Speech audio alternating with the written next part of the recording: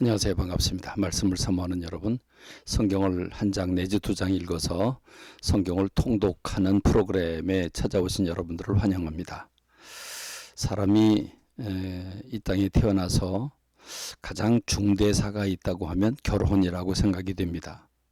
그런데 결혼하는 목적은 솔직히 말씀드리면 하나님의 영광도 돌려드리고 주님의 뜻과 섭리도 있지만 행복하기 위해서가 아닙니까? 그렇습니다. 그런데 오히려 행복하지 못하고 이혼하는 경우가 참 많습니다. 이혼의 사유들을 보면 참 다양한 사유들이 있죠. 그 중에 가장 많은 것이 성격 차이라고 합니다. 과연 오늘 이렇게 이혼하는 것이 성경적일까를 물어봐야 할 필요가 있겠죠.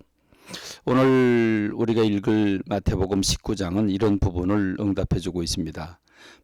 마태복음 19장은 예수님께서 갈릴리 사역을 마치시고 이제 예루살렘으로 내려가십니다. 예루살렘으로 내려가시니까 바리새인들이 예수님을 시험하고자 여러 가지 질문을 던집니다. 바로 이혼 문제죠. 이혼을 해도 되겠는가? 특별히 이혼의 사유에 대해서 질문을 합니다. 그런데 예수님께서는 이 이혼의 사유에 대한 어떤 사유로 이혼을 해도 되는가를 묻습니다. 왜냐하면 모세율법에 보면 모세가 이혼 증서를 써주어서 이혼을 정당화시킨 경우가 있기 때문입니다. 그래서 예수님께서 하나님께서 남자와 여자가 서로 만나게 하시고 서로 짝지어 줌으로써 하나가 되었다. 하나님이 짝지어 주신 것을 사람이 나눌 수 없다. 이것이 기본 원칙이다. 그러므로 이혼은 원천적으로 불가하다라고 말씀합니다. 그랬더니 그러면 왜 모세가 이혼 증서를 써주고 이혼해도 된다고 그렇게 말했냐 그랬더니 그 너희들이 악하기 때문에 자선책으로 해법을 찾아준 것이지 원래 하나님의 뜻은 그게 아니다라고 말하면서 음행한 이외에 어떤 사유도 용납할 수 없다라고 말씀하고 있습니다. 이혼이라고는 문제 결혼하고 그렇죠. 사랑하고 결혼하고 자녀를 낳으면서 이 땅에 살아가면서 사람이 살아가는 가장 기본적인 최소 단위의 가족을 형성하고 거기서 천국을 맛보는 행복의 공동체가 가족이 아니겠습니까? 특별히 그 뿌리가 부부가 아니겠습니까? 그런데 예수님이 주신 원칙적인 말씀은 어떤 사유로도 이혼은 불가하다라고 말씀해 줍니다. 왜냐하면 둘이 하나가 되었기 때문이라고 말하죠. 그리고 그것도 하나님이 짝지어 주셨기 때문이라고 말합니다. 물론 이렇게 간단히 말하기는 매우 어렵습니다. 매우 부가적인 많은 설명이 뒤따라야 되겠습니다만 그럼에도 불구하고 큰 그림으로 보자면 그렇다는 것입니다. 오늘 우리가 사는 시대에 이혼이 너무 쉽게 이루어집니다. 결혼하고 이제 아직 따끈따끈한 사랑이 식기도 전에 이혼 소송을 받는 그것도 신혼여행에 가서 서로 갈라질 것을 세우고 갈라질 것을 확신하고 그리고 돌아와서 이혼 소송을 받는 경우도 찾아볼 수 있으니 이 얼마나 안타깝습니까? 무엇보다도 성격 차이를 비롯해서 여러 가지 이유를 들고 있는데 그 이유는 진정한 두 사람이 하나가 되지 못했기 때문이라고 생각을 합니다. 예수님께서 어떤 경우도 사실은 이혼이 불가하다고 하는 그 원칙적인 내용이 왜 그런지 그 마음을 우리가 아는 것이 중요하다고 생각합니다. 그런가 하면 한 청년이 고민을 하면서 예수님께 찾아왔습니다. 그 고민은 그렇습니다. 선한 선생님, 내가 무엇을 더 해야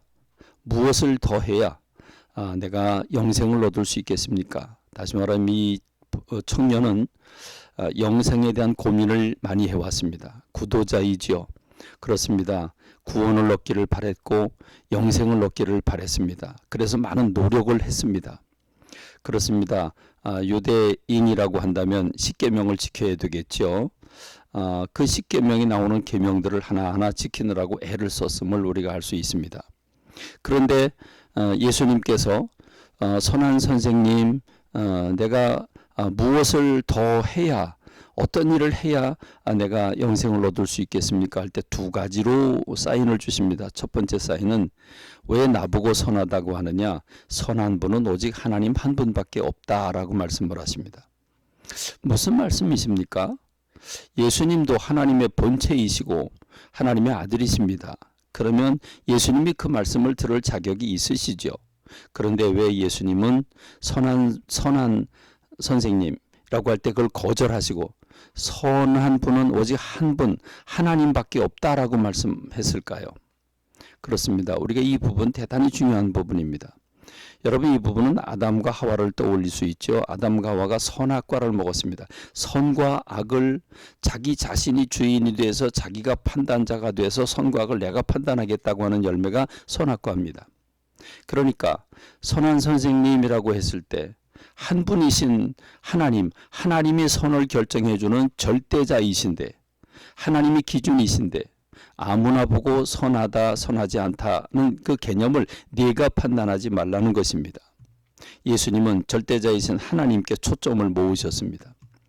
그러고 보면 오늘 우리가 뭔가 선을, 내가 선하다고 하는 걸 찾아서 그 선을 이루려고 하는 그 노력을 하는 건 참 아름답고 좋은 것 같이 보이지만 그게 자기 의라고 하는 사실을 우리가 깨달아야 합니다.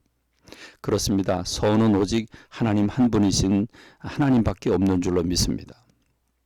그런데 예수님이 그 구원을 갈망하고 영생을 갈망하는 그 청년에게 내가 이런 계명을 지켜라. 그래서 두 번째 돌판, 이웃을 사랑하라고 계명을 주십니다. 근데 이 사람은 다 지켰다고 말합니다. 그렇죠. 문자적으로는 지켰죠. 그러나 두 번째 계명이 무엇입니까? 살인하지 말고, 간음하지 말고, 도둑질하지 말고, 이런 모든 계명들은 한마디로 말하면 이웃을 사랑하라고 하는 것입니다.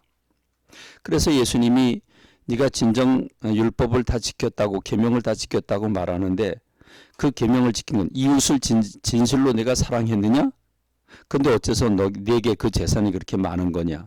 그 재산을 팔아서 가는 사람이 나눠주고 와라. 그 말은 사랑이 부족했다는 말입니다. 율법을 지키지 못했다는 것이죠. 문자적으로는 지켰지만 실제적으로는 못 지켰다는 말입니다. 그래서 예수님께서 그걸 지적해 주자 그는 재물이 많은 거로 근심하고 돌아갔다고 했습니다. 그래서 예수님이 그 모습을 보면서 부자가 천국 들어가기가 낙타가 바늘구멍으로 들어가는 것만큼 어렵다. 그렇습니다. 어렵다는 말씀을 그렇게 둘러서 말씀해 주신 거죠. 무슨 말입니까? 오늘 저와 여러분들이 이웃을 사랑하라고 하는 계명의 원뜻이 무엇인지 기억해야 할 것입니다. 여러분 얼마나 이웃을 사랑하고 있습니까?